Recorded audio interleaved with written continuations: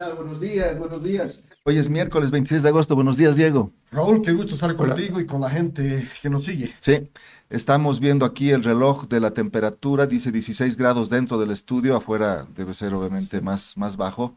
Pero en general a esta hora ya era generalmente 19 grados acá en el Sí, estudio. sí. Y después sube hasta 20. ¿Te has fijado? Yo Mm, nunca me he fijado. sí, y Sube ahora hasta estamos 20. en 16. O sea que está pasando esta ola de frío ya un Pero hoy poco. día tenemos tesis caliente, va a subir hasta 25, no dudes. Hoy ¿Sí? día es fuerte, ¿Es sí. fuerte? Si lo escuchan al invitado que vamos a tener, a los dos invitados, va a subir a 25, 25. ¿Quiénes son? A ver, ¿quiénes son? Eh, Franklin Pareja. Y Ricardo Calla. Exactamente, dos, un politólogo, Franklin, un Ambas sociólogo, personas que Ricardo. admiro muchísimo, Sí, de los que siempre obtengo un montón de ideas, sí, buenas conversaciones, son geniales, ¿no? Así que sí. un gusto para el... Así, perdón, estoy lejísimos de por... O sea, nada, te he escuchado nada, listo. Eh, yo voy a repetir. No, entonces van a estar acá en el set y vamos a tener un diálogo entre cuatro sobre lo que está pasando con el país, cómo Sí. salimos de esta crisis, se puede salir de esta crisis. Eh, quiero mostrarles a ellos y comentar, ya hay estas apuestas internacionales, Polymarket se llama, 48% de los apostadores dice que el presidente Rodrigo Paz no va a pasar más del 31 de octubre, apuestan por eso. Obviamente son apostadores que no tienen necesariamente idea de la política boliviana, pero ya se instala una idea, ¿no? Veremos cómo reaccionan nuestros dos invitados ante eso. Pero te propongo que lo recibamos a Juane. Por favor. Excelente. Juane, ¿qué tal? Bienvenido. ¿Qué Juane, tal, qué Raúl? ¿Qué gusto. tal, Diego? ¿Cómo van? ¿Cómo van aquí disfrutando del calorcito? Estoy sin chompa, ¿no? Con Bien. camisita a cuadros para que Raúl haga alusión a mis camisas Exacto. eternas. Si usted otra vez ve, es otra camisa a cuadros, todas distintas, similares. Si alguien presta atención, son distintas, pero a primera vista, Sí, tengo como 30, una por día, por si acaso. Y para fines de semana, una más chic, pero a cuadros, por si acaso. Ah, ¿Ya? chica. muy bien. Bien, bien, vámonos con los temas, a ver si producción me ayuda con los temitas acá, con la agenda de temas. Primero, vámonos con lo que habló el nuevo ministro, Cristian Morales, ex viceministro del Tesoro, hoy ministro de Economía, en reemplazo a José Gabriel Espinosa. ¿Qué ha dicho el ministro? Ha dicho que antes que abrogar el decreto supremo del DSL, el 5676, que está ocasionando una serie de problemas y anuncios de protestas y protestas también, como ya lo vamos a ver en unos segunditos más, él dice no, antes que abrogar, que anular esta norma, lo que hay que hacer es socializar, escuchar a los sectores y cambiar, modificar parte de la norma. ¿Respecto a qué? ¿Respecto a qué cambio? A la manera de calcular el precio final que se va a pedir, actualmente de 18 bolivianos el litro. Es importante, considerando que ayer el viceministro Paredes estuvo en Yapacaní junto con el vicepresidente de YPFB, estuvieron en Yapacaní para hablar con los sectores movilizados que habían anunciado una protesta y un bloqueo de caminos, para decirles no. El viceministro Paredes dijo no, vamos a incluso anular la norma. Bueno, esto ya, eso se daba por un hecho, por eso es que se suspendieron al menos se dio una paralización de la protesta en Yapacaní, porque se pensó que se iba a anular el decreto. Sin embargo, hoy el ministro Espinosa, el ministro Morales, indica que no están así, que están analizando un posible cambio. Habrá que ver. Vámonos con otra nota. Hoy el ministro Oviedo, ministro de Gobierno, Marco Antonio Oviedo, va a ser interpelado por el tema de la lucha contra las drogas. Esta interpelación, sin embargo, no es nueva, ya venía desde el mes pasado y se fue postergando. Lo curioso acá es que llama la atención que surge la interpelación en momentos de bastantes interpelaciones. No nos olvidemos, ayer estuvo el ministro Blanco, la semana pasada el señor José Gabriel Espinosa no fue a la interpelación, fue censurado y bueno, ya sabemos lo que pasó luego posteriormente. También el ministro Zamora de Obras Públicas también se presentó ante la Asamblea Legislativa Plurinacional para hablar del tema BOA. Entonces, esta interpelación del ministro Oviedo surge en estos momentos, en momentos de varias interpelaciones, pero además también surgen momentos de lo que ya sabemos de esta ola de violencia relacionada con el tema del narcotráfico y esta pugna entre bandas de Brasil, el PCC y el Comando Vermelho. Bueno, estaba convocado para las 11, no se ha anunciado que se vaya a postergar ni nada, es de esperar que el ministro esté hoy día ante el Pleno de la Asamblea. Vamos con la tercera o con otra nota más. Bien, recién les comentaba el tema de el diésel, el tema del decreto. Rige un estado de excepción desde junio, del 20 de junio, 90 días de estado de excepción. No pueden haber protestas, no pueden haber bloqueos. Bueno, esto no fue impedimento para que productores agropecuarios, sectores que trabajan con el agro, con la tierra, en Beni, en una provincia, la provincia de Marván de Beni, hoy hayan iniciado de primeras horas de la mañana un bloqueo de caminos. Esto ha derivado en que se suspenda las salidas desde Santa Cruz, desde la bimodal de Santa Cruz hacia el departamento. Está cortada la ruta que conecta Santa Cruz con Beni, sobre todo con Trinidad. En el lugar hay un pequeño grupo policial, según en medios venianos, pero hasta el momento no se han dado mayores conflictos, solo está bloqueada la vía. En pleno estado de excepción, los productores están reclamando por la anulación o la abrogación del decreto del diésel, el que comentábamos recién, que establece un rango de 18 bolivianos por litro de combustible. Vamos con otro adelanto. La basura. Anoche salió humo blanco, ¿no? Pero, ¿qué pasa? Se firmó un acuerdo entre la empresa y la alcaldía. Hoy día el alcalde en la mañana salió hablando, dijo, hoy tiene que estar 100% en las calles limpias. Bueno, a primeras horas de la mañana todavía seguía la basura acumulada por todas partes. Claro, hay que tomar en cuenta, día a día se recogen unas 570 toneladas de basura. En 14, 15 días son más de 8.000 toneladas acumuladas. La alcaldía logró recoger en 2 días como 300 toneladas. Entonces, en realidad, hay más de 8.000 toneladas en las calles. Habrá que ver si se logra hoy día limpiar las calles. Pero además hay otro detalle. El alcalde está siendo duramente, más que seriamente, duramente cuestionado por diversos actores, entre ellos el concejal Fabián Jaxi, que le ha dicho claramente, por la tosudez del alcalde es que hemos tenido este problema. No se ha querido reunir, no quiso dialogar, no quiso acceder a ver lo del contrato. Eso dijo el concejal Jaxi, que de oposición. Sin embargo, el alcalde dice todo lo contrario. Dice, yo desde el primer día estoy atento a lo que pasó en la basura y en fin. La cosa es que hoy día debería empezar a levantarse la basura. Otro detalle más, hoy al mediodía el Tribunal de Justicia va a tratar esta acción popular que presentó la Defensoría contra justamente la protesta por la basura. Va a estar el alcalde indicó, yo voy a pedir que siga adelante la acción popular. ¿Por qué? Porque él indica que va a presentar un anteproyecto de ley ante la Asamblea Legislativa Plurinacional para que posteriormente ya no se pueda protestar cortando los servicios básicos. Dice, no deberían haber protestas cortando el tema de la basura o de pronto que alguien bloquee el acceso al agua o el tema de la energía eléctrica. Entonces, esto sigue dando de qué hablar, pero esperemos que hoy día la ciudad esté más limpia. Vámonos con la última. Esta tarde, la señora Beller debería estar en La Paz. ¿Por qué? Porque va a presentar su declaración en la Fiscalía respecto al segundo proceso que se le sigue a la expareja de la señora Beller, el ex asesor presidencial Fernando Sirimedo. No nos olvidemos, por un lado está el caso de tentativa de feminicidio, por otro lado, en La Paz se inició de oficio un proceso por por presuntas ganancias ilícitas. La señora Beller dice que hoy día va a declarar y va a dar mucha información y va a mostrar pruebas de sus aseveraciones. Supuestamente está previsto que llegue ella en el transcurso de la jornada para que a las 4 de la tarde pueda hacer la declaración en la Fiscalía de La Paz. Esos son los temas cuando son las 9, casi 9:15 de este día miércoles, 26 de agosto.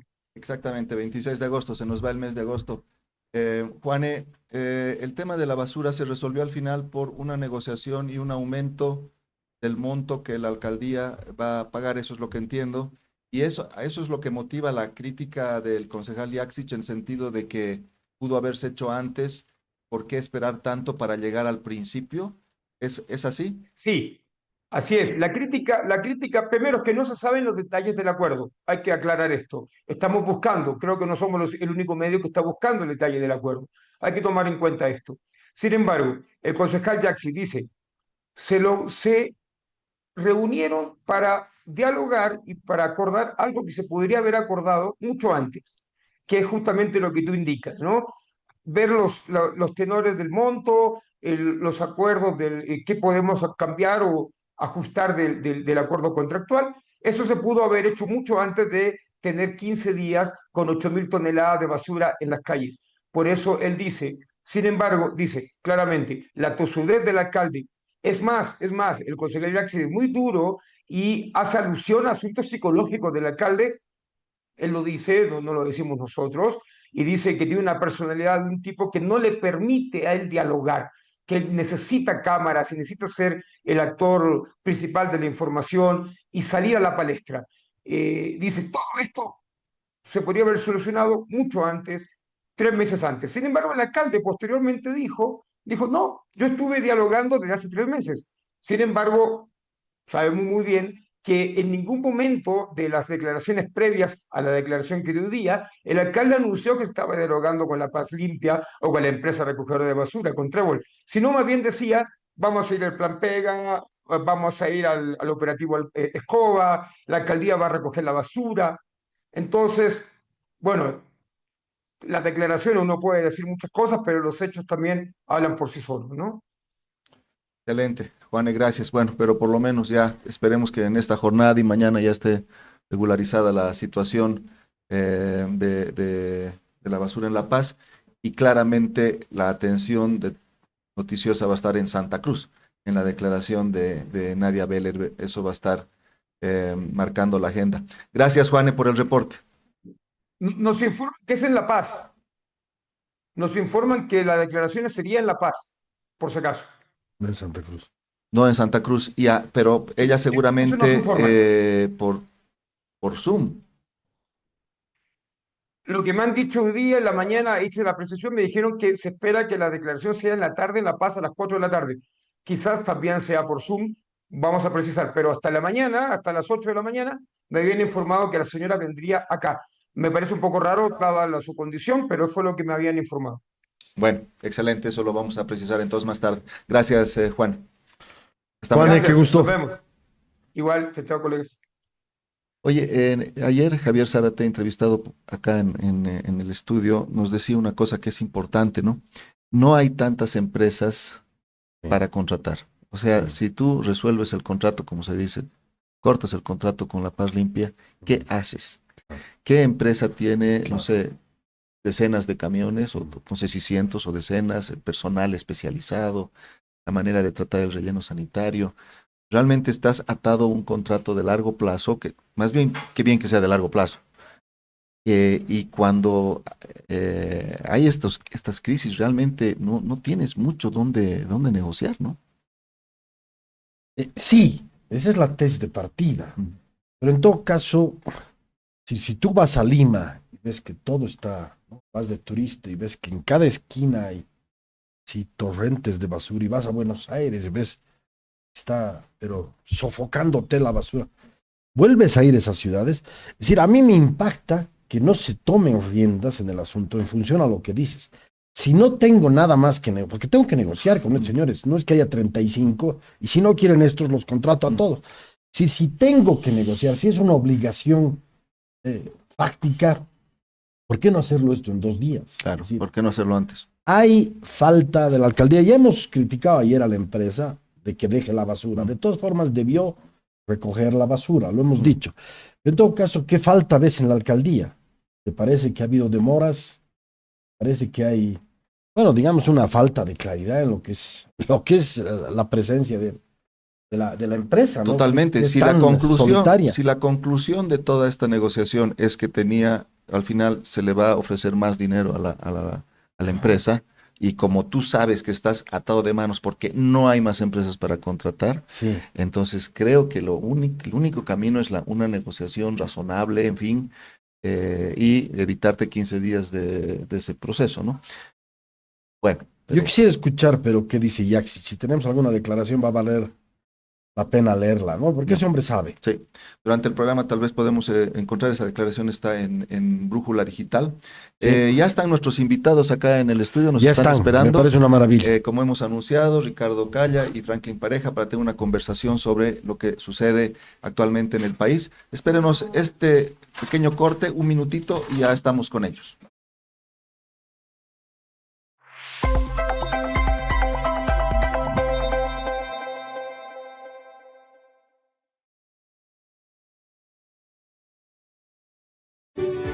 Hay silencios del pasado que aprendemos a llenar con nuestras propias fuerzas.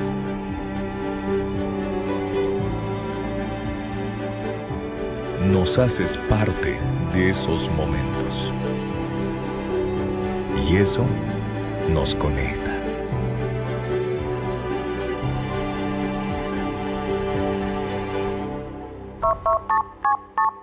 Esta empresa está regulada y fiscalizada por la ATT. Esta es la historia de un banco que se hizo grande gracias a su gente. Es la historia de Don Julio, que cada mañana convierte esfuerzo en trabajo. De Teresa, que todos los días apuesta por un mañana mejor. De Juan, que no descansa para que la gente avance.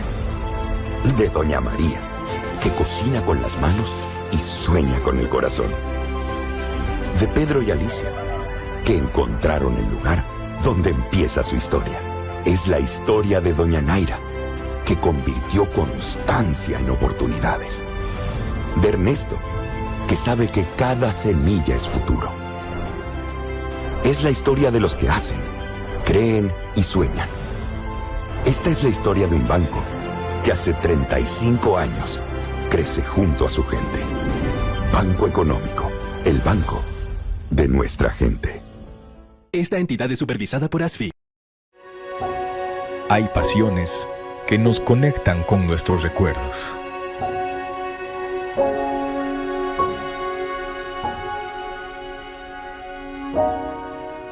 Nos haces parte de esos momentos. Y eso nos conecta.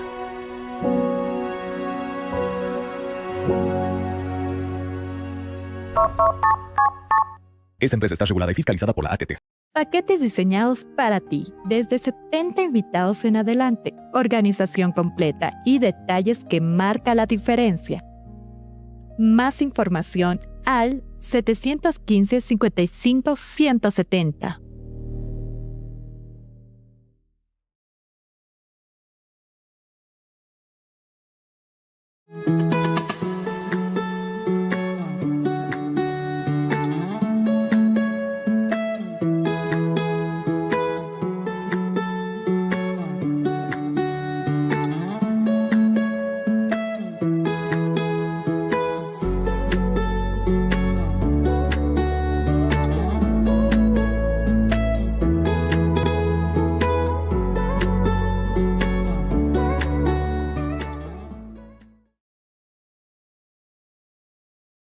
Events One to One está listo para organizar tu próximo evento.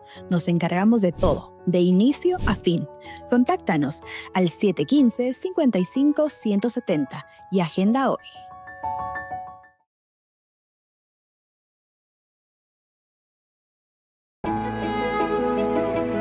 Hay esfuerzos que valen la pena por quienes más amamos. Nos haces parte de esos momentos. Y eso nos conecta.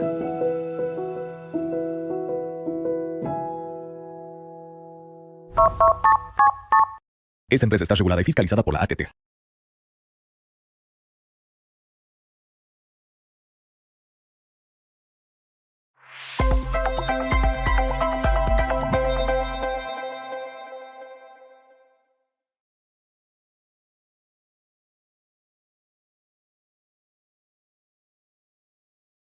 Gracias por seguir con nosotros. Tenemos el privilegio de estar con dos muy buenos analistas, además amigos, Franklin Pareja, Ricardo Calle están con nosotros para hablar de todo lo que le sucede al país en estos días, en estas horas. Quiero empezar contigo, Franklin. Gracias por aceptar venir hasta aquí al estudio.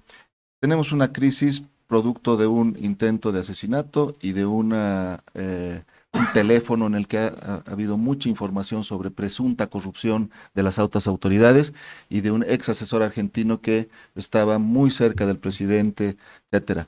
Y ¿cuán seria es esta crisis? ¿Es una crisis que puede ser pasajera? ¿Es una crisis estructural? ¿Es una crisis orgánica? ¿Cómo podríamos calificar el momento que tenemos actualmente? Ricardo, contigo Raúl y contigo querido Diego. Mira, esta es una crisis de Estado, pero no es una crisis que se produce por efecto del culebrón sentimental entre dos personas. Lo que pasa es que esto agrava, esto cataliza y esto devela muchas cosas. No obstante, hay que, creo que, darle una escala que se está saliendo de todo cálculo inicial. Ya no está afectando únicamente al país, está afectando seriamente la vida política de la Argentina. No te olvides que tienen una elección. Está afectando seriamente la candidatura del hijo de Bolsonaro, ¿no? ¿Cómo se llama el hijo de Bolsonaro? Bueno, el que es candidato a la presidencia. Está poniendo en tela de juicio la victoria de Kast en Chile. Está poniendo en entredicho la victoria de Spriellian en Colombia. Y lógicamente está salpicando a la administración Trump como si esto fuera una cuestión instrumentalizada desde el trumpismo como una política exterior hacia Latinoamérica. Como puedes ver, no es una cuestión inherente únicamente a una cuestión sentimental. Pero ¿cómo nos afecta a nosotros? A nosotros nos afecta profundamente porque yo creo que ha lastrado de una forma tal al actual gobierno que independientemente de la resolución jurídica que se pueda dar, este es un país donde la ley no funciona, donde el que tiene el control de la justicia hace lo que quiere, donde los casos lamentablemente nunca se resuelven y donde el gobierno nunca pierde. Eso hemos tenido de 20 años con masismo y ahora parece que con un neomasismo se están replicando este tipo de prácticas. Conclusión, yo no lo veo como una crisis política, sino la veo como una crisis de Estado. ¿Cómo reaccionas, querido Ricardo, a este primer planteamiento de Franklin? Creo que Franklin tiene toda la razón. Remarcar el carácter internacional de los efectos del escándalo Cerimedo, ¿no? Ya sabíamos al comienzo del gobierno de Rodrigo, hacia el 8 de noviembre, que se estaba dando la presencia de operadores de esta catadura y de este carácter en esos días iniciales del gobierno. No solo estaba la presencia de Cerimedo, sino la de este personaje semejante a Cerimedo, que era Andy Rivas, Exacto. asesor del presidente actual de Paraguay. Ambos dos estuvieron acá y sabemos también que de Bolivia ambos dos se dirigían, esa es la información que tenemos, a movilizar gentes y movimientos en México contra el gobierno de Sheinbaum, ¿no? Cerimedo y Andy Rivas operaban y operan a nivel continental y estamos frente a una crisis de carácter internacional, entonces, que puede tener gravísimas implicaciones. Pero creo que debemos remarcar también el hecho de que estamos frente a dos crisis. Por un lado, la crisis del escándalo Cerimedo, y está por el otro lado la crisis en paralelo del desabastecimiento de diésel y gasolinas y la crisis que está empezando a producir la dictación del decreto 5676, una crisis que ya está empezando a desarrollarse con respuestas de movilización y antagonismos que complican todo el escenario. Son dos crisis en paralelo que están produciendo lo que yo diría es el rasgo de este momento más importante, la volatilidad de la situación política del país. yo creo que la noción de volatilidad política se está instalando peligrosamente por la confluencia de estas dos crisis. A ver, a mí me interesa, y lo conversábamos con Raúl, conocer el origen de todo esto. Cuando yo comparo la situación, por ejemplo, de Siles y después de Víctor Paz, tuvo que asumir la gestión con una conflictividad enorme, ¿no? Tenías un contrapeso sindical, un contrapeso empresarial, es decir, tenías adversarios en la fronte. Lo mismo el señor Evo Morales, tenía en la calle todo lo que era el sistema partidario en agonía, pero todavía presente. Es decir, da la casualidad que el señor Rodrigo Paz, con todas las dificultades que podrían existir, no tiene resistencia. Es decir, comienza un gobierno básicamente con cierto aire de virginidad política, ¿no? Somos nuevos. Yo sé que todos estaban ahí por pisarle la cabeza, pero en todo caso el comienzo es realmente prometedor. Han pasado 9 meses y si tiene un sector a su favor, ya es para aplaudir de pie. Es decir, ¿cómo puedes perder todo ese capital social y político en 9 meses o 10 meses? Franklin. A ver, este paralelismo tiene algunas cosas que yo creo que son radicalmente opuestas. La transición Siles Suazo y Víctor Paz ha sido una transición nítidamente marcada por una posición ideológica también nítidamente presente. Víctor Paz tuvo la visión, ¿no? El talante de estadista de entender que los tiempos cambian, que las personas cambian, que las recetas cambian y que el momento obedecía a dar un giro distante del 52. Por eso se introdujo las medidas de ajuste estructural mal llamadas neoliberalismo. Pero eso lo vamos a discutir en otro momento. Pero había un sistema político partidario y había una claridad también conceptual en las bases filosóficas y en la posición ideológica. ¿Qué es Rodrigo Paz en esta coyuntura? Estamos saliendo de un momento que evoca una revolución democrática y cultural que es un populismo también confuso en términos ideológicos, porque si vamos a decir que el MAS era la izquierda, estamos entrando en un autoengaño, ¿no? Cuando le critican a Rodrigo Paz de haber aceptado el voto de la base popular y haber hecho alianzas con Santa Cruz, el mayor aliado de Santa Cruz y de los grupos de poder fue Evo Morales. Morales convivió. El mayor aliado de los grupos de poder en Bolivia fue Evo Morales. El sistema financiero, el sistema agroindustrial, el sistema minero, legal, ilegal. En realidad, con Evo Morales y con Tilín, todas las organizaciones de poder económico, legales, ilegales, han vivido una jaula. Entonces no es que Rodrigo entra, se alía con unos cuantos agroindustriales y traiciona esa base popular. No, lo que pasa es que Rodrigo no tiene punto de referencia, ni de bases filosóficas, ni de fundamentos ideológicos.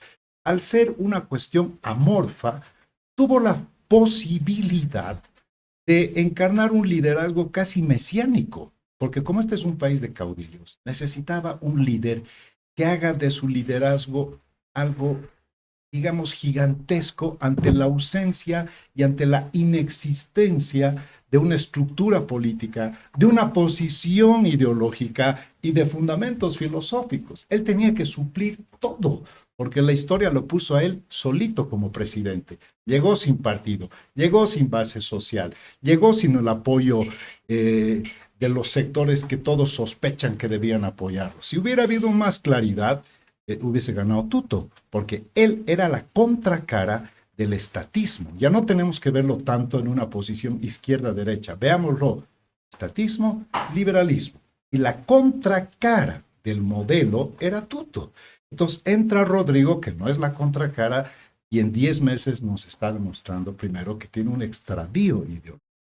Segundo, que no tiene bases fundamentales ni fundacionales partidarias. Tercero, que se ha extraviado en el camino. Y cuarto, parece que su objetivo era ser presidente. Porque cuando tú confundes el fin con el medio, entonces obviamente entras en una confusión. Si para mí el fin es arreglar el país, el medio es ser presidente. Pero si para mí el fin es ser presidente, entonces el país queda en segundo plano. Ricardo, por favor. bajo la misma lógica. Mira, yo creo que la diferencia de contexto es crucial. Crisis de gobierno previas, procesos gubernamentales previos, ascensos de nuevos gobiernos, han estado marcados varios de esos procesos por crisis económicas muy profundas, por desórdenes de nuestras balanzas de pagos, deudas externas millonarias. Eso pasó con Siles, por ejemplo. La UDP tenía tales carencias que estuvo al borde de declarar una moratoria internacional, bla, bla. El contexto es distinto hoy. El país está viviendo una crisis de combustible tremendamente grave, a la que se añade una crisis de enormes consecuencias a futuro que tienen que ver con un posible desabastecimiento de gas. No solo falta gasolina y diésel, sino que va a faltar gas. Es decir, la crisis económica actual está marcada, y esto es fundamental, por el potencial de una parálisis física de la economía del país. El tema es de altísima urgencia. Cuando me hablan y me comentan algunas gentes de cómo ves el corto plazo, ya empiezo yo a pensar que el corto plazo en Bolivia tiene que ser diferenciado del mediano plazo en términos brutales. El mediano plazo es de 2 semanas, 1 mes. El corto plazo es de días. ¿Por qué? Porque mientras estamos hablando, se acaba de declarar ya un bloqueo en la provincia Marban de los arroceros de esa provincia. Están tomando el puente San Pablo en este momento para bloquear, iniciar un proceso de bloqueos contra el decreto 5676. No hay diésel, no hay gasolinas. Esa realidad marca una diferencia de contexto profundamente grande respecto a todas las crisis previas. Y eso es lo que nos debiera estar preocupando. La confluencia de una crisis de escándalo político de enormes magnitudes, como lo ha dicho Franklin, que alcanza a tener ribetes internacionales, pero además esto se cruza con la crisis de desabastecimiento de diésel y gasolinas. Las colas son gigantes, intensas. La CAO ha declarado que tiene que bajarse el decreto 5676. Transportistas están en pie de movilización, sectores están en pie de movilización. Esto puede precipitar una crisis de gobierno terminal en días muy próximos.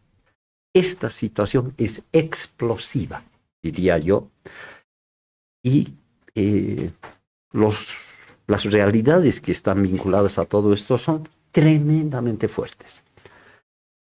Termino con esto. La CAO dice no al decreto 5676. No aceptan que se levante la subvención al diésel. Esto muestra que el modelo cruceño depende del centralismo estatista de las subvenciones. El modelo cruceño que se nos ha planteado como el precioso modelo sobre el cual debiera encaminarse el futuro del país, muestra tener unos pies de barro tremendos, porque no existe sin el aprovechamiento de las subvenciones. Esto es de radical importancia porque estamos entonces frente a una crisis de escándalo, una crisis de desabastecimiento de carburantes y una crisis de modelos económicos que están también mostrando su verdadera faz. Esto es muy serio. Gracias, Ricardo, porque nos das pie para hablar de otro tema, pero ahora le voy a dar la palabra a Sonia para que nos diga por qué redes estamos transmitiendo este programa. Buen día, antes de continuar, queremos recordar a nuestra audiencia que estamos saliendo por Palenque TV, por Cristel TV en Tupiza y en nuestras redes sociales en Facebook y YouTube, donde también pueden dejar sus comentarios, su me gusta, que nos ayuda un montón, y acá Raúl y Diego van a leer los comentarios para comentarlos. Gracias. Excelente, Sonia, gracias. Ahora quiero, a propósito de lo que dice Ricardo, que me parece importante, quisiera mostrar algo que está en mi pantalla, esta noticia que la tenemos, que es reciente, digamos de último momento, y dice, antes de abrogar el decreto supremo del diésel, Morales apuesta por realizar algunos cambios referidos al precio final. O sea, ¿qué significa esto? Que el gobierno ya está hablando de abrogar el decreto. Entonces ahí sigo contigo, Ricardo. Ayer Hernán Paredes, viceministro de Gobierno, decía también que el decreto supremo, que tú has hecho referencia al 5676, parece no haber cumplido con su objetivo, decía él. Entonces ahora tenemos que, no hay diésel, no hay gasolina, pero también se abroga este decreto y hay estas señales de que parece que por ahí va a ser. Esto demuestra debilidad del gobierno, más bien facilita porque les da la razón y evita que, por ejemplo, este bloqueo en el Beni tal vez se suspenda. ¿Cómo ves esto? ¿Ayuda? ¿Perjudica? Lo que está clarísimo frente a todos nosotros es que esta crisis carburantes tiene como telón de fondos la crisis de un escándalo inauditamente grande. Y la crisis del escándalo sedimento tiene como telón de fondo esa crisis de desabastecimiento. Es explosivo que se junten estas dos crisis. ¿Por qué? Porque la realidad del gobierno es que está teniendo que atender dos situaciones que seguramente lo están desordenando internamente de modo muy potente. Si eso le añades detalles como el de la renuncia definitiva y la salida definitiva de un ministro como José Gabriel Espinosa, hace una semana un superministro ultraempoderado, ahora fuera del mando de la economía, si le añades esos detalles, estamos frente a un contexto de desorden y de volatilidad profundamente seria. Estamos en un contexto donde el gobierno empieza a mostrar rasgos de fragmentación, desmoronamiento, seguramente hay tensión altísima, seguramente se están levantando la voz, unos dicen una cosa, otros dicen otra cosa, puedo entender que Paredes salga planteando que debe abrogarse, porque como viceministro del Interior seguramente que sabe que se viene una ola de rechazos que puede hacer resquebrajar esta situación, porque no es poca cosa que la CAO te diga chao, que los transportistas te digan chao decreto, que los arroceros, que los otros. Se está creando una bola en un país en el que una bola previa terminó con un bloqueo de 52 días. Esta bola posiblemente puede, si es que no se contiene, resquebrajar a un gobierno que además está teniendo que ver qué hacer con Serimedo, con Beller, con todas las implicaciones del revelamiento de la corrupción. Oigan, estamos frente a una situación muy seria. Me parece realmente dramático lo que planteamos. Claro, uno analizando fríamente el asunto, ve que teníamos enfrente de nosotros a un narciso virtual. Eso creo que es Serimedo. Y claro, él ha venido componiendo la realidad, no solo de Bolivia, sino de otros países de América Latina, virtualmente. Es decir, habrá creído que eliminar a una persona seguía siendo prolongación de su juego virtual eterno, es decir, un virtualismo en su mente que lo ha alejado de la realidad, pero finalmente se comete un crimen y esto creo que es el desembocante para esta crisis doble de la que habla Ricardo. En ese sentido, creo que es inminente preguntar, es decir, ¿dura Rodrigo? Pensemos que ese narciso virtual Serimedo era su principal asesor. Esto es grave, ¿no? Un presidente casi sin gabinete, ¿no? Todos los presidentes han tenido gabinete.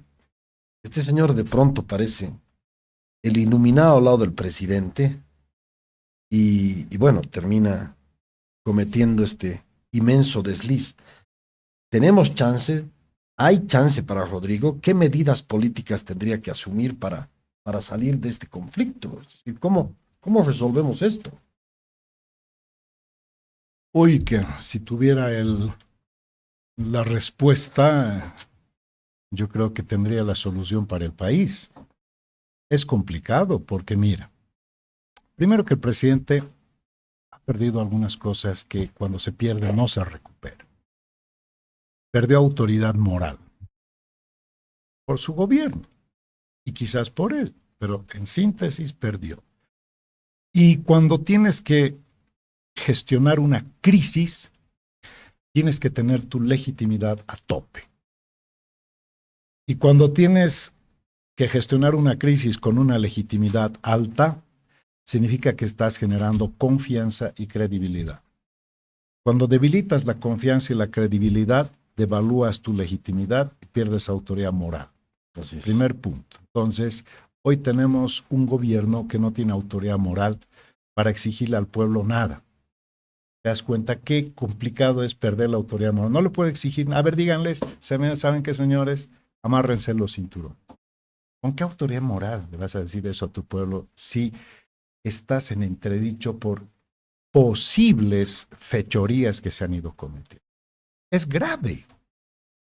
Segundo, cuando no hay liderazgo, el liderazgo implica que hay una voluntad de seguir un direccionamiento o un lineamiento. Primero que aquí no hay lineamiento, no hay direccionamiento. Por lo tanto, el liderazgo es, yo te diría, casi abstracto, ¿no?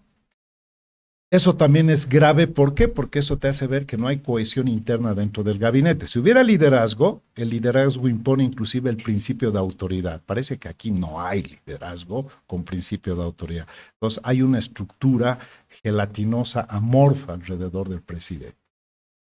Tercero, Cerimedo no era un asesor. Y de hecho hay que saber qué es lo que realmente hacía. Porque eso de presentarse como asesor principal te hace ver indudablemente de que él se ufanaba, ¿no? Y eso es ¿por qué? Porque le permites hacerlo. El único que le puede permitir a un administrador traspasar los límites institucionales es el poderoso. Porque el administrador de poder solamente tiene el poder que tú le irradies. Y el presidente es el poderoso, no Cerimedo. Pero él actuaba como si tuviera una carta blanca para hacer uso de ese poder que no tuvo, pero que sí le transfirió el presidente. De otra manera, ¿por qué pues un asesor le va a llamar a un ministro a darle instrucciones? El único jefe de un ministro es el presidente. Claro. El único jefe de un ministro es el presidente. Esa es la línea organizacional que tiene el Poder Ejecutivo. ¿Y por qué tenía tanta plata en efectivo? ¿Por qué esto no transita? Si era lícito, para eso es el sistema financiero, pues. Para eso es el sistema financiero. Si tu plata es limpia, no puedes guardar en tu colchón bank $1.000.000. Es absurdo. ¿De dónde salía además? ¿No? Entonces, si no le pagaban sueldo, ¿cómo es que tenía tanta plata? Obviamente él no estaba por un sueldito. Sería absurdo. Lo mejor hubiera sido que tenga sueldo, porque uno diría trabaja y gana. Pero este no trabajaba por un sueldito. Entonces estás ante una figura cuasi delincuencial al lado del presidente. Y eso al presidente lo ha manchado, lo ha lastrado. Y ahora tiene que tomar decisiones duras y estalla el Cerimedo Gate o el Beller Gate, pero ciertamente no contribuye a gestionar un momento en el que tienes que recuperar tu capital político, social y moral. ¿Cómo vas a recuperar eso? Finalmente, como algo tiene que suceder, yo sigo sosteniendo que lo peor que podría suceder es que Rodrigo se vaya, que Rodrigo renuncie, pero no por Rodrigo, sino por romper el hilo constitucional, por anticipar una renuncia que ni siquiera está dentro de los marcos constitucionales, porque para eso se prevé el revocatorio, porque no sería una solución política. Porque inclusive el sistema, digamos, político, que no tiene sistema de partidos políticos, no tendría ventaja en una siguiente perspectiva, claro. Porque con este gobierno lo único que se ha hecho es instalar en el imaginario que nuevamente toda esta constelación de la partidocracia del pasado, ¿no? Nuevamente se está queriendo reposicionar y en 10 meses han demostrado que no tiene la capacidad de gestionar, lastrando inclusive a las opciones conservadoras o de derecha. ¿Ustedes creen que Rodrigo Paz es de derecha? ¿Por qué? Es un gradualismo puro. no ha hecho absolutamente nada para decir que es una fuerza conservadora de derecha. Más bien todo lo contrario, es un populismo recargado que quiere mantener el status quo, que no quiere tocar la Constitución, que no quiere tocar el modelo económico, porque si vamos a hablar estructuralmente, no de la coyuntura del día, si vamos a hablar de una transición, dos pilares se tienen que afectar: el modelo económico y la Constitución. Y como el modelo está soldado en la Constitución, tienes que ir a las reformas constitucionales, no hay más. El que nos introduzcan un paquete de leyes, que por cierto ni siquiera sabemos si están listas las leyes, pero supongamos que viene un shock legislativo e introducen las leyes. Supongamos que se aprueban. Tienen un candado constitucional, sectorial. Minería tiene candado, hidrocarburos tiene candado. ¿Por qué no han llegado inversiones en hidrocarburos? El ex ministro de hidrocarburos de la gestión de Arce dijo: con esta ley no hay forma de reactivar la exploración. Y eso es lo que viene sucediendo desde el 2009, cuando se promulgó la ley. Consecuentemente, ¿dónde debería pasar la iniciativa política? A la Asamblea Legislativa. ¿Por qué? Porque la Asamblea Legislativa es la plataforma legislativa para la construcción de la arquitectura jurídica que debería trabajar en leyes y en reformas constitucionales y darle un botellón de oxígeno al gobierno, porque el gobierno ha perdido autoridad, ha perdido moral y por lo tanto la salvación política para no crear un quiebre tiene que venir de las fuerzas políticas y de la Asamblea Legislativa. Ahí quiero seguir con tu idea, Franklin, porque me parece muy interesante, pero le paso la palabra a Ricardo con la misma pregunta para los dos. Si ya se está hablando de un adelantamiento de las elecciones, eso tú dices que sería algo malo para nuestra... Yo diría que sería peor que lo que estamos viviendo actualmente. Correcto. Pero tú mismo has dicho que parece ser que el gobierno no tiene las habilidades para conducir el país, resolver los problemas. Porque podríamos hacer, y se ha mencionado en este programa y algunos entrevistados lo han dicho, un acuerdo precisamente al UDP, ¿no? Se adelanta elecciones, como el doctor Siles lo hizo. Claro, el doctor Siles lo hizo al final de su mandato, esto sería muy al principio. Y además, como se hizo en la UDP, se habilitó a Jaime Paz en ese entonces para facilitar que el acuerdo pudiera viabilizarse. Se lo habilita como candidato, en este caso podríamos dar a Lara como candidato también, para que Lara se avenga y hacer un acuerdo político, llamar elecciones y que, bueno, se reconfigure el escenario político. ¿Cómo ven ustedes? Y empiezo con Ricardo. ¿Esto desordena, ayuda, genera más riesgos en el futuro? Porque la otra sería que renuncie el presidente en un momento de caos y se queda el vicepresidente que no tiene, él mismo ha dicho, si hubiera un revocatorio nos vamos con 80% de voto en contra, él mismo parece que está consciente de su falta de popularidad y legitimidad como para quedarse él, creo que eso todavía agravaría más. O la tercera, dejar nomás aguantar y que el presidente trate de terminar. Y creo que primero, ¿no?, hay que tratar de ver el contexto de modo más completo. Hay dos crisis en desarrollo, dos crisis paralelas, ambas dos de gravísimo alcance. Tenemos varias crisis pequeñas, ¿no?, como la de un Ministerio de Economía que acaba de recibir un zarandazo, ¿no? Tenemos un nuevo titular en el Ministerio de Economía. Frente a esa ya importantísima crisis, porque no es menor que el principal actor del gobierno económico del país haya tenido que ser destituido, es muy serio. Inclusive siguen esas dos crisis, eso ya era muy fuerte en términos de gobernabilidad política. Pero está además otros factores, ¿no? Y yo creo que no podemos dejar de mencionar como parte del contexto la arremetida del crimen organizado, principalmente los intereses del narcotráfico que están queriendo que la volatilidad de este momento terminen derrumbando al gobierno. Yo creo que aquí hay intereses en marcha para frenar la presencia de la DEA en Bolivia. hay intereses en marcha para producir una crisis de gobernabilidad tal que se impida un mínimo control al reinado del narcotráfico en el que se ha convertido este país. El Comando Vermelho, el PCC, otras mafias están seguramente muy activas poniendo una cuota aparte para generar no solo crisis política, sino crisis de gobierno.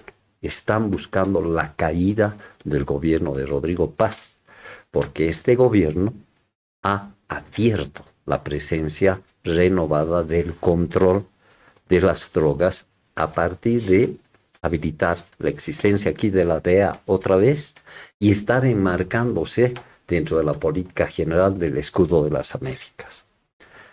Hay entonces, y no son solo esos factores, hay otros factores, otros intereses que se agolpan generando una situación tremendamente grave. ¿Por qué menciono estas cosas? Porque el cuadro de crisis es profundamente serio. Y entonces creo que hay básicamente dos alternativas al frente que se van a desarrollar estos días y que tienen que ver muy directamente con esto, reitero, urgentísimo de lo urgente, que es la crisis del desabastecimiento de diésel y gasolina. En el contexto, quizá se va a caer el gobierno de Rodrigo Paz.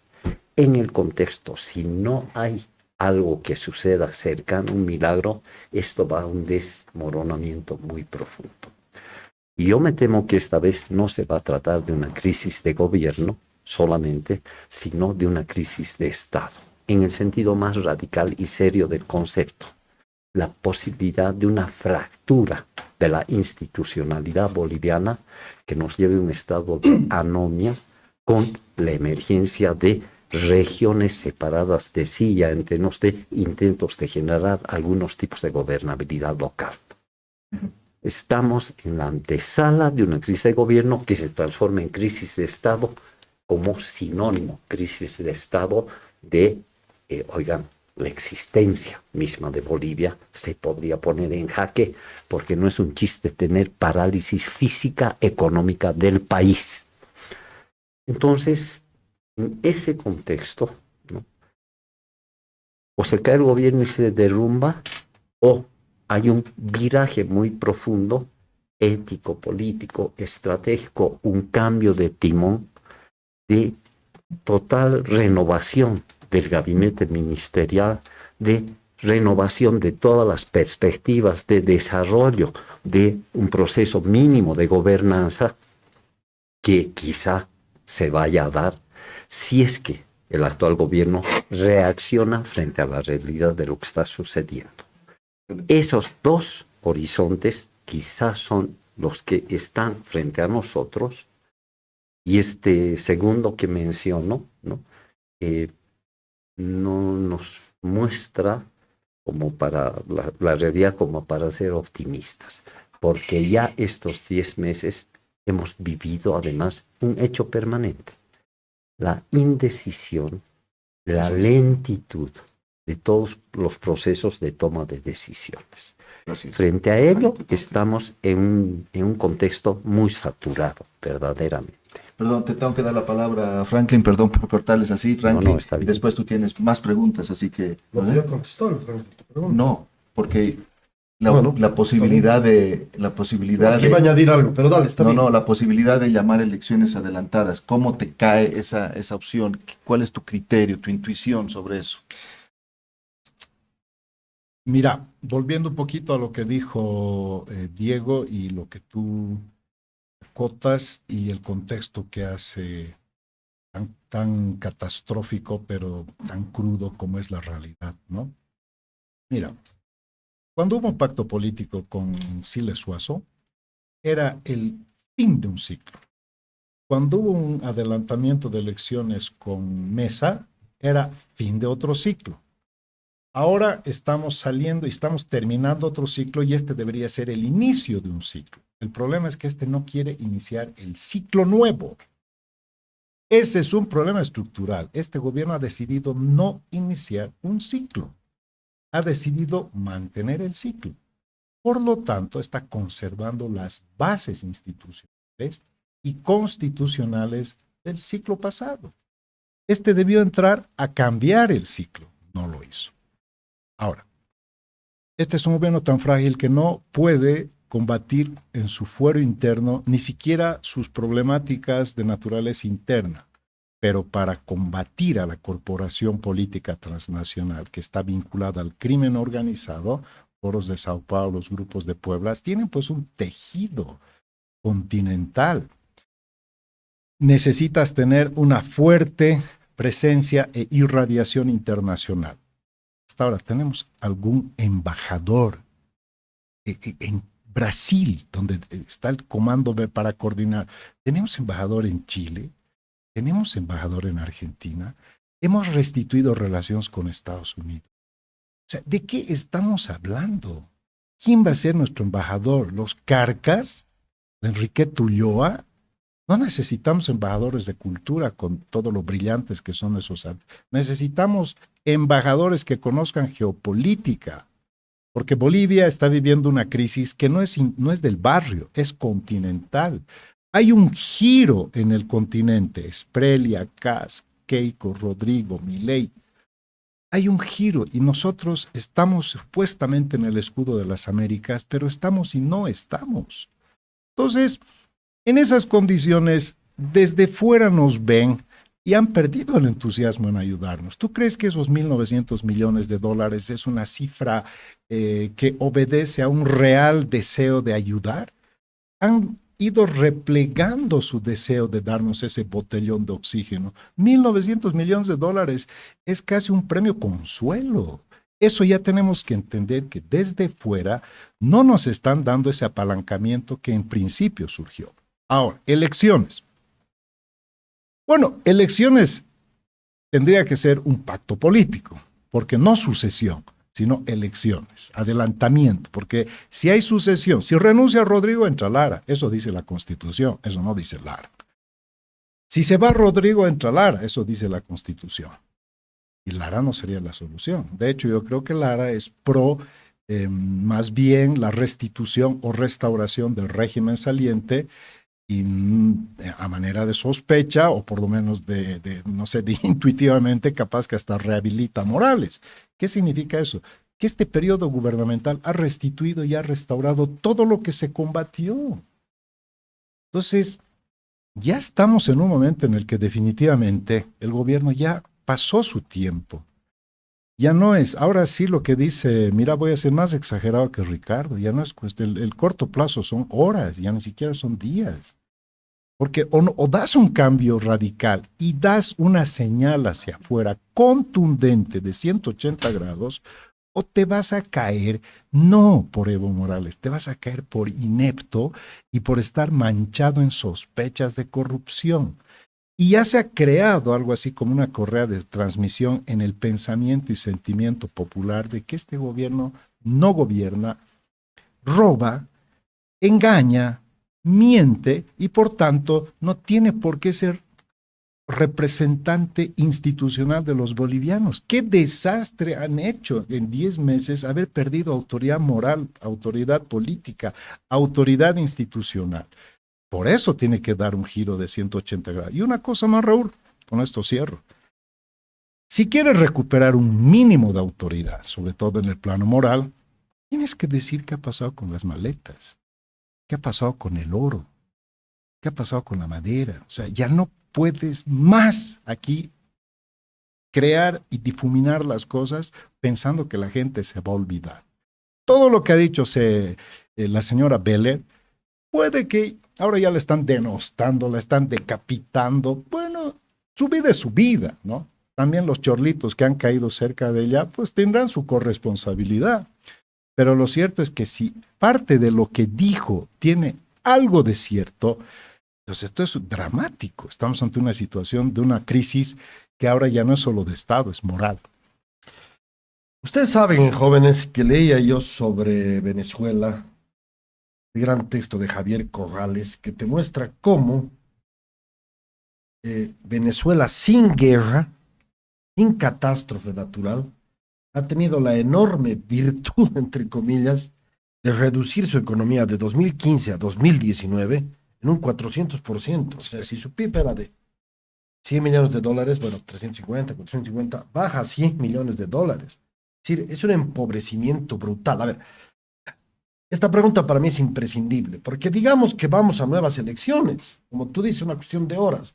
Vamos a elecciones, además suspirando de que no sea una renuncia de Rodrigo para que no se quede Lara, hay que decirlo claramente. Vamos a elecciones y sumamos los 10 meses de Rodrigo, más las elecciones, todo el proceso.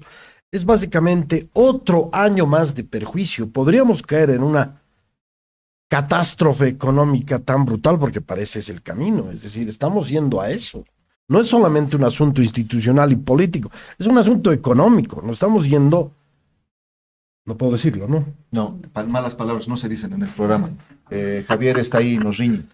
Bueno, sí. Al cadalso, nos estamos yendo al cadalso, querido Ricardo Franklin. Entonces sí quisiera preguntarles esto. ¿Estamos yendo a ese camino? Si es que llevamos al país a nuevas elecciones.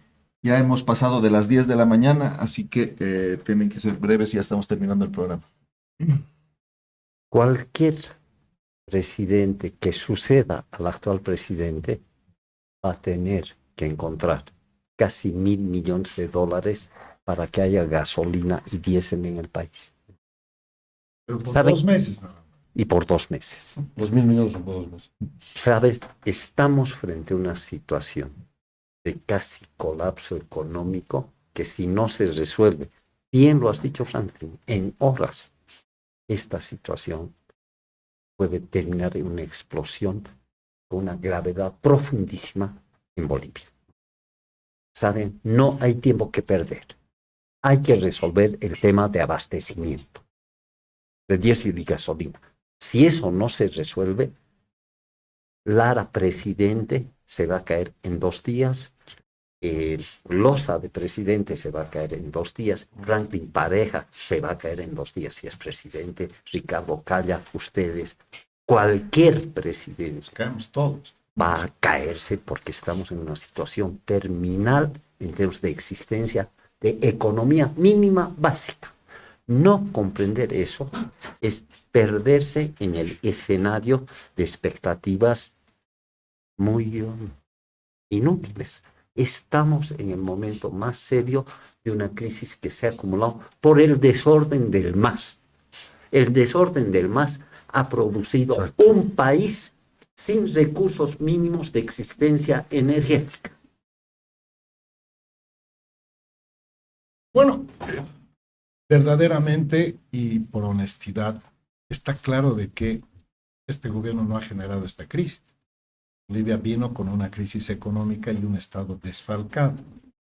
Además, con un Estado desinstitucionalizado, un Estado corporativizado, un Estado de laissez-faire, laissez-passer, pero de una forma ya espantosa. Pero no es el argumento, después de 10 meses, decir, esto es, no, ya no. Eso se te aguanta hasta el 3er, 4.er mes. ¿Por qué? Porque ni siquiera has hecho el intento de cambiar el país. Si hubieses hecho el intento y estaríamos en este momento 60 días en paro, bloqueados, todavía uno diría, estamos luchando por una transición y el punto de inflexión llegó. Pero haber estado 53 días bloqueados por nada, porque te vas o no te vas, ese fue el punto de discusión, y no haber hecho el intento de avanzar nada en las reformas, obviamente este es el resultado. Lo que dice Ricardo apunta precisamente a eso. El que venga tiene que entender que el problema está en el modelo heredado, en la Constitución que no le va a permitir hacer nada. Cuando Tuto Quiroga le dijo a Rodrigo, te apoyo a cambio de nada, te estaba diciendo, hay que ir a la reforma. El gobierno no supo entender, o no quiso entender, o no quiere cambiar nada. Entonces ahora entra en sospecha también de que no estamos en una transición, estamos en un status quo. Gracias. Tú querías una ultimita, pero ya son las 10:10 de la mañana. Pero, un poquito más chiquitito. El Center for Strategic Studies de Estados Unidos, que es un brazo operativo del Congreso de Estados Unidos, o sea, es la voz oficial de Estados Unidos, ha sacado un informe donde dice, ya no lo vamos a apoyar a este joven, ¿no? Hay que esperar nomás que se caiga y operamos con el siguiente presidente. ¿Qué significa esto? Que no tenemos ni siquiera el apoyo de Estados Unidos, que parecía que era el aliado central de... Me parece crucial saber eso, porque si Estados Unidos encima te dice chao, chao, bye, bye, Brasil, realmente es cuestión de horas, ¿no? Pues si ni embajador mandas. Claro. No sé si quieren contestar o si no nos quedamos acá. Pero bueno, sí. Yo creo que Estados Unidos debe estar, también el gobierno de Estados Unidos debe estar analizando qué hacer ante una situación tan delicada. Eso. Porque tampoco es cuestión de decir, no, fuera. Como decía Debe Franklin, haber, esto irradia, ¿no? claro, veremos. Nos han llegado algunos comentarios, no vamos a leer todos, pero le vamos a pedir a Sonia que sí lea algunos. Sí, en Facebook Carlos Hernán Rodas nos dice, gracias Diego y Raúl, es un lujo escuchar a los invitados esta mañana. Y en YouTube Silvia nos dice un poco de lo mismo, que muchas gracias a los panelistas que están siendo muy claros y concretos. Excelente. Ahí hemos traído dos comentaritos de... Pero pues para engreírnos nomás.